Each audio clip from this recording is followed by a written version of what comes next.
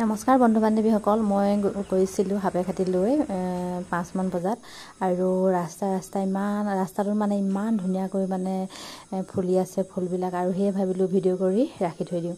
আৰু এইফালে চব ডাৱৰখিনি আকাশত ইমান ধুনীয়াকৈ ওপৰলৈ উঠি গৈছে আৰু এয়া চব সোণাৰু গছ ফুলখিনি হালধীয়াকৈ ইমান ধুনীয়াকৈ ফুলি আছে আৰু ভাবিলোঁ অকণমান ভিডিঅ' কৰি লৈ যাওঁ। আৰু এইফালে এইজোপা হৈছে ৰাধাচূড়া আৰু ৰাধাচূড়াজোপা আগৰ কেইদিন বেছি ধুনীয়াকৈ ফুলি আছিলে, কাৰণ সেইকেইদিন ফুলি থকা কেইদিন ডাৱৰীয়া হৈ আছিলে আৰু তেতিয়া তুলিবৰ কাৰণে দিগদাৰ হৈছিলে। আৰু এতিয়া এইকেইদিন অকণমান ৰ'দ দিছে যে এতিয়া ফুলখিনি ফুলি অকণমান নাইকিয়া হৈ থাকিলে।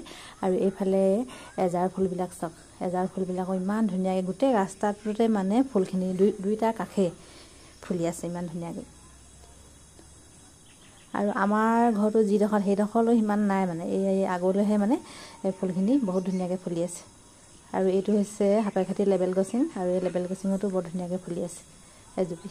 আৰু তেনালি একদম কাষে কাষে ফুলো ফুলি আছে। এয়া চাওক, এইটো টাৰ্ণিংটোতো ফুলি আছে। মই গোটেইখিনি তোলা নাই, মোৰ অকণমান দেৰিও হৈছে আৰু সেয়েহে পটাপট তুলি লৈছোঁ আৰু আকৌ গৈছোঁ হাবেখাটি।